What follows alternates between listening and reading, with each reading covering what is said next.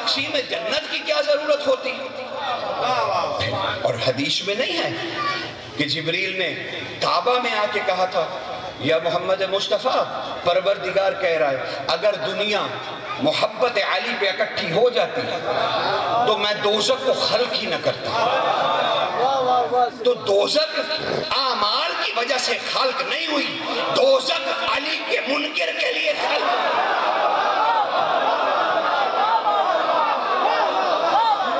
اعمال کا تعلق جنت اور دوزخ سے قطعی نہیں ہے. اعمال کا تعلق تمہاری معاشرتی زندگی سے ہے, کیونکہ مولا نے خود فرمایا تھا اعمال لے کر کہاں جاؤ گے. صادق آل محمد نے الحرفہ جا کے اٹھا کے درس خارج کی کتاب کو دیکھ لیجئے گا, کیا اس میں شیخ صدوق نے 7 اسناد کے ساتھ یہ روایت نہیں لکھی کہ مولا نے ارشاد صادق آل محمد نے فرمایا تھا او مفضل اپنے اعمال اٹھا کر کدھر جاؤ گے, جو تمہیں اعمال کر کے دکھانے نہیں آیا وہ جزا کیسے دے گا.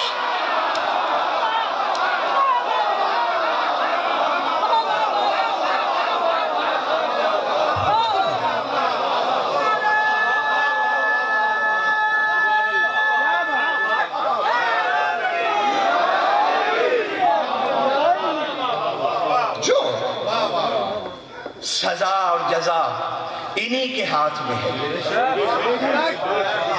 کیوں؟ خدا اتنا باکمال ہے, اسے کیا پتا گناہ کیا ہے اور ثواب کیا ہے. کیوں کہ یہ دونوں کیفیات ہو جائیں گی, یہ کسی بات پہ ناراضگی اور کسی بات پہ خوشی ہو جائے گی. اور اللہ نہ ناراض ہوتا ہے نہ اللہ خوش ہوتا ہے. یہ تو اس نے انہی سے کہلوایا کہ کہہ دو نانو صفات اللہ, ہم ہی اللہ کی صفتیں ہیں, ہمیں دیکھو تو پتا چلے وہ کب ہنستا ہے, کب روتا ہے, کب کھاتا ہے, کب پیتا ہے.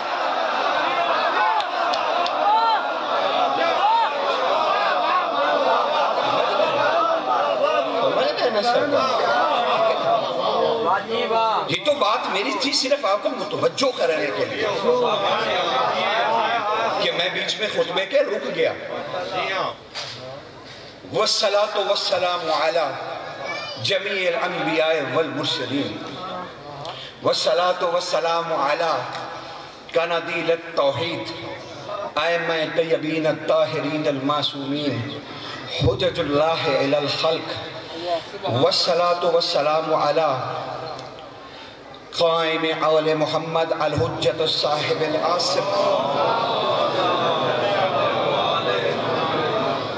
اما بعد فقد قال اللہ تعالی سبحانہ فی سورۃ الابراہیم بسم اللہ الرحمن الرحیم. ایک صلوات پڑھیے.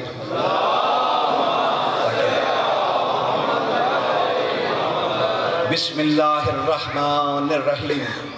علم تر کیف ضرب اللہ مثلا کلمۃ طیبۃ کشجرۃ طیبۃ اصلها ثابت وفرعها فی السماء. صلوات.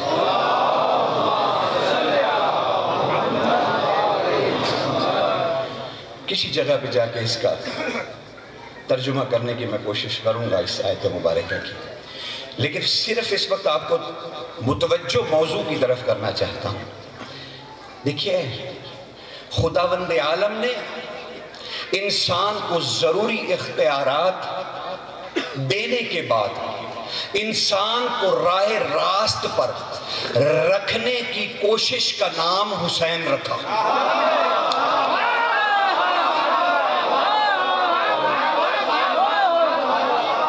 سارے اختیارات جب انسان کو دے دیے تو اب ضرورت تھی کہ اس کی سرکشی کو روکا جائے. اس کی سرکشی کو روکنے کی جو اللہ نے کوشش کی نا, اس کوشش کا نام حسین, کہ انسان کنٹرول میں رہے اور اس کے سامنے ایک رکاوٹ کھڑی ہو جائے کہ جب بھی وہ راہ راست سے ہٹنا چاہے تو حسین پورے جاہ و جلال کے ساتھ کھڑا ہو. یہ حسین اللہ کے منصوبہ توحیدی کا حصہ ہے, بلکہ اگر میں کہوں کہ اللہ کے منصوبے کی روح ہے. تو بے جانا ہوگا. لیکن حسین کے بارے میں کچھ ستم ظریفیاں بھی ہیں جس پہ صرف نظر کر کے میں آگے گزر نہیں سکتا.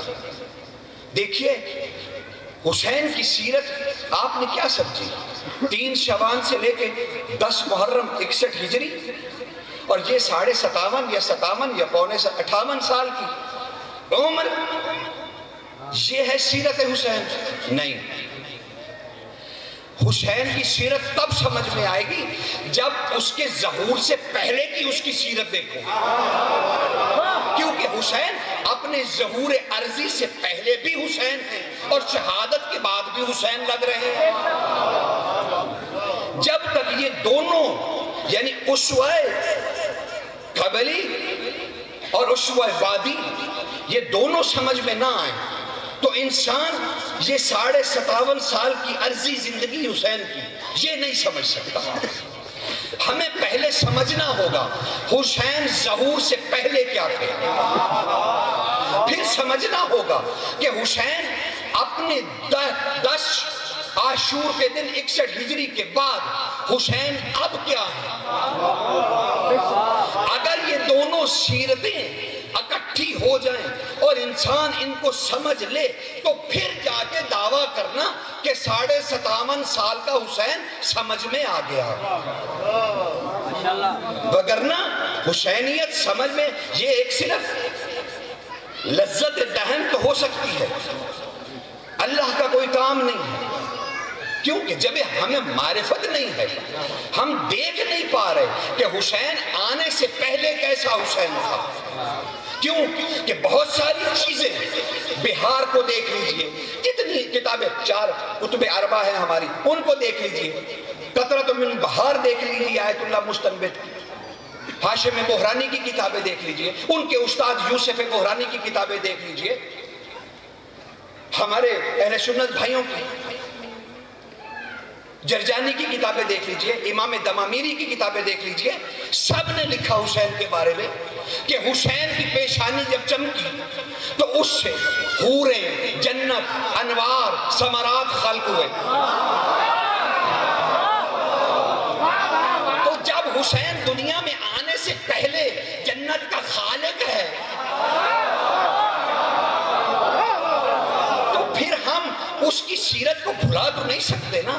ہمیں پھر دیکھنا تو پڑے گا نا کہ زمین پر ظہور کرنے سے پہلے بھی حسین خالق تھا اور اس کی پیشانی چمکی اور اس کے نور سے حور و غلامان اور جنت خلق ہوئی، جنت بنی حسین کے انوار سے.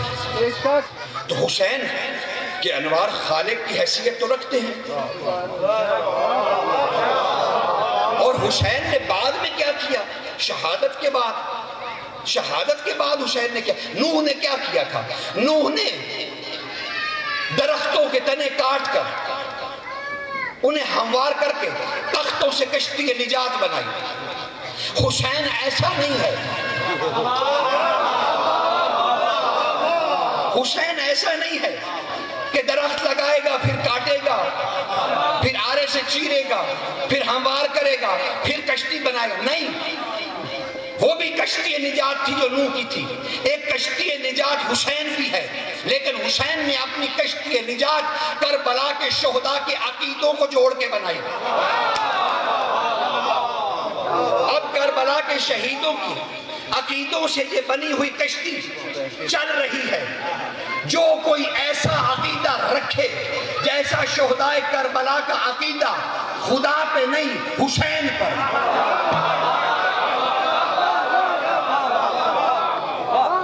کیونکہ جو سامنے تھے وہ بھی عقیدہ توحید میں بہت پختہ تھے.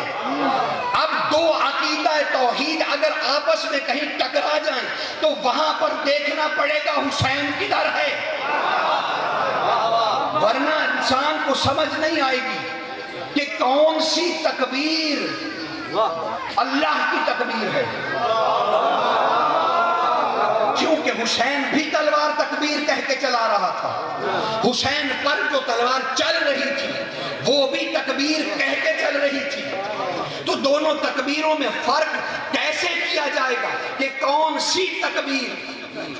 وہ تکبیر ہے جو اللہ کی ہے. تو اب اللہ خود تو آگے بتائے گا نہیں، اس نے اپنی حجت کو وہاں کھڑا کر دیا.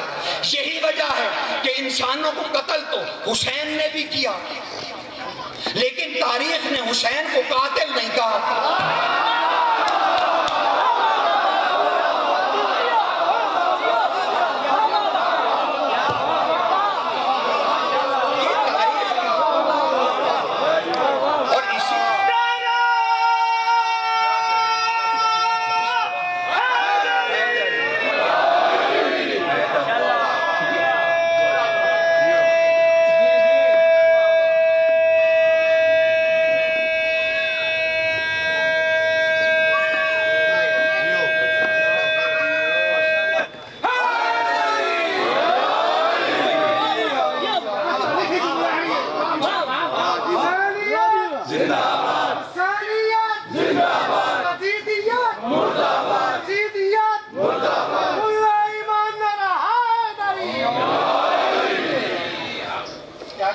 تاریخ کی مجبوری کتنی ہے کہ بندے تو حسین نے بھی قتل کیا، نہ صرف حسین نے، حسین کے بابا نے. تاریخ علی کو کیوں نہیں کہتی کہ علی قاتل ہے؟ تاریخ کی کتنی بڑی مجبوری ہے، کیونکہ تاریخ انہیں سما نہیں سکتی. یہ تاریخ میں آ نہیں سکتے. تاریخ تو خود عصر عاشور تک حسین سے بھیک مانگتی رہی عنوانوں کا کہ حسین ایک ایک عنوان ہمیں عطا کر تاکہ تاریخ بن جائے. تو تاریخ کیا گھیرے گی؟ تاریخ انہیں کیا گھیرے گی؟ نہیں گھیر سکتی. تاریخ میں یہ سما نہیں سکتے. یہ وہ ہستیاں ہیں جو تاریخ بن نہیں سکتی، کیونکہ تاریخ ماضی ہوتی اور کیونکہ اللہ کبھی ماضی ہو نہیں سکتا.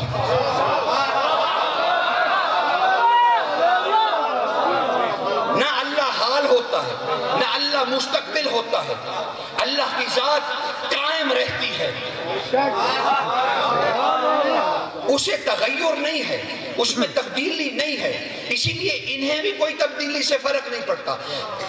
چاہنے والوں نے سر کاٹ لیا، نیزے پہ بھی چڑھا دیا، لیکن پھر بولنے لگا. حاجتیں زندگی میں بھی پوری کرتا تھا. تم نے جسد قبر میں رکھ دیا، پھر بھی حاجتیں پوری ہو رہی ہیں. پہلے بھی زیارت کا اجر جنت تھا،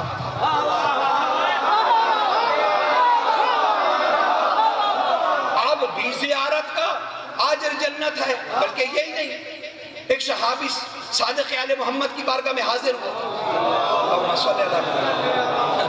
اور کہنے لگا مولا اجازت دیجیے، میں حج پہ جا رہا ہوں. سرکار نے ارشاد فرمایا اچھا ماشاءاللہ ہر سال آتے ہو، کتنے حج کر لیے؟ تو اس نے سرکار کی بارگاہ میں کیا مولا 19 حج کر لیے. اچھا آپ نے فرمایا اچھا اچھا اچھا اچھا 19 حج کر لیے ہیں.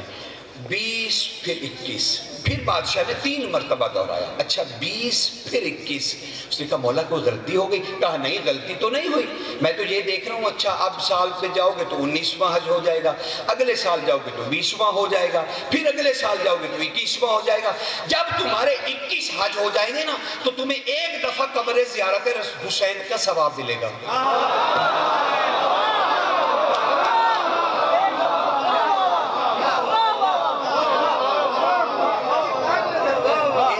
سامنے جو حجیں ہو رہی ہیں، امام کہہ رہے ہیں اچھا 21 حج جب کر لو گے نا تو پھر تم زائر حسین کہلاؤ گے. 21 حج کرنے کے بعد تو یہ ثواب اس وقت بھی مل رہا تھا، یہ ثواب اب بھی مل رہا ہے. تو سمجھ نہیں آئی کہ اتنی بڑی فوج جو آ گئی تھی، بگاڑا کیا؟ سمجھ نہیں آ رہا. جی میں ابھی مصائب سے متصل نہیں ہو رہا، میں ابھی آپ کو صرف موضوع کا تعارف کرانا چاہتا ہوں. ایک اتنا عظیم الشان موضوع جہاں ہمارے بخاری مہربان ہیں ہمارے اور بھائی ہیں ہمارے، اور ایک سمبل ہیں عزاداری کا، شاعر اللہ میں تو انہیں کہتا ہوں. کہ جیسے انہیں دیکھ کر حسین یاد آ جاتا ہے، اور ہر وہ شے جسے دیکھ کر حسین یاد آ جائے وہ شاعر اللہ ہوتا ہے۔ اور کوشش کرنی چاہیے ہر مومن کو کہ وہ شاعر اللہ ہی بنے، اس کے اٹھنے بیٹھنے سے، اس کے بات چیت سے حسین ہی نظر آنا چاہیے، جو مرضی کیجیے، جو مرضی کیجیے۔ تو یہ موضوع ایسا تھا، آپ نے پڑھا ہوگا اشتہارات پہ، حقہ کے بنائے لا الہ آست حسین۔ میں خدمت میں عرض کرنا چاہتا ہوں، میرے بہت سارے اسکالر دوست، مہربانی ہے ان کی، اور بریگیڈیئر جعفری صاحب کہیں تشریف فرما ہیں، یہ وہ علمی لوگ ہیں جن کے میں خود گیت گاتا ہوں۔ یہ ان کی اتنی شفقت ہے مجھ پہ کہ یہ لوگ چل کے آ کے مجھ حقیر سے مولا کا تذکرہ سنتے ہیں، اور آپ بہت سارے دوست اور بہت سارے جن کے میں چہروں سے واقف ہوں اور ناموں سے میں واقف نہیں ہوں، لیکن وہ مجھے ملتے رہتے ہیں، میری بات چیت ان سے ہوتی رہتی ہے۔ آپ سب کی خدمت میں میں کیا کہہ سکتا، دیکھیے جن کی شان میں آیتیں اترتی ہوں، میں کیا لفظ اختیار کروں، ان کی کیا حیثیت ہو، لیکن یہ میں ضرور عرض کرنا چاہتا ہوں کہ علمی اصطلاحوں میں حق کا معنی صرف سچ نہیں ہوتا، حق لفظ کے 6 معنی ہیں جو اس شعر میں استعمال ہوا ہے۔ حق کے بنا لا الہ آست حسین، جو اجمیری سرکار نے یہ کہا، اس کا یہ معنی نہیں ہے کہ حسین نے بنائے لا الہ رکھی یہ حق ہے، نہیں، یہاں یہ معنی حق کے لیے نہیں ہے، نہ سچ کے لیے ہے، یہاں حق کے، اب معنی سن لیجئے کہ حقہ کے معنی کیا کیا ہے۔ حقہ کا معنی ہے زندگی دینے والا،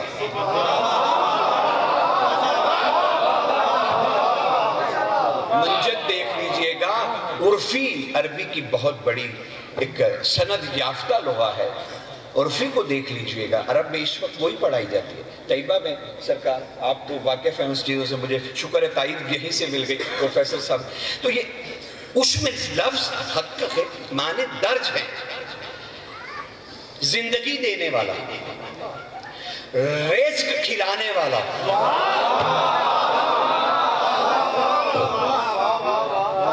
شفا دینے والا، رزق دینے والا، شفا دینے والا، زندگی دینے والا، آفات سے بچانے والا۔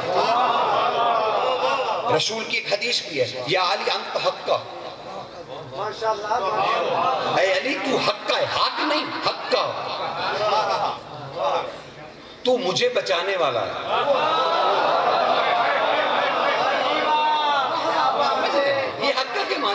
ہم پہلے شعر کو تو سمجھ لینا، اس مصرے کی قدر و قیمت تو جان لینا کہ ایک جو ولی اللہ تھا وہ کس نہج پہ جا کے یہ شعر کہہ رہا ہے، حفاظت کرنے والا، رزق دینے والا، مصیبتوں سے بچانے والا، زندگی دینے والا۔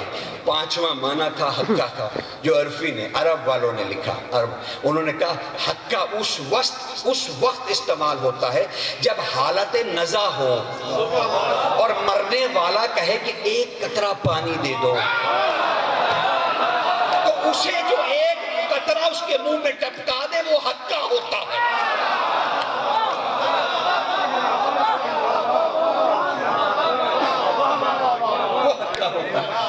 چھٹا معنی کیا ہے اس کا حقہ کا؟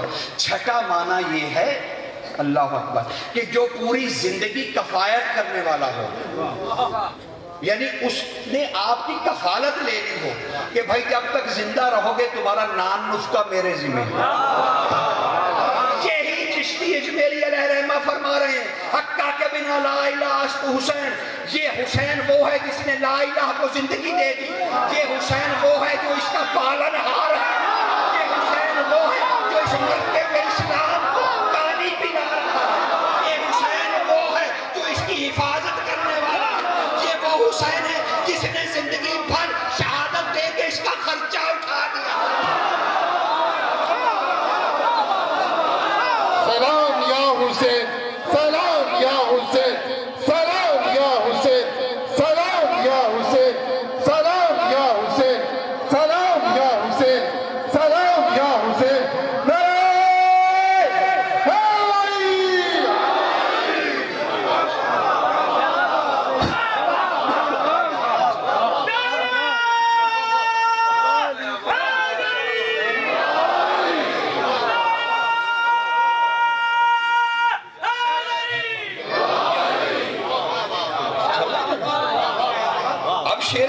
مصرے کا آ رہا اکا کے بنائے لا الہ آست حسین. یہ جو آست ہے نا فارسی میں، کو میں فارسی کا اتنا بڑا عالم نہیں ہوں، عربی تو چلو میں رہتا ہوں عرب میں، لیکن فارسی میں کیونکہ میں نے درس خارج کے سلسلے میں جب تہران جانا ہوا تو آقا وحید خراسانی کے محفل میں بیٹھنے کا شرف مجھے حاصل ہوا، تو وہاں سے جتنا مجھے کچھ اس کی گرامرز کا کچھ پتہ چلا یا اس کی بطور زبان جب میں نے اسے جاننے کی کوشش کی، تو یہ جو آج تک دیکھیں کیا ہے، حقہ کے بنائے لا الہ آست حسین.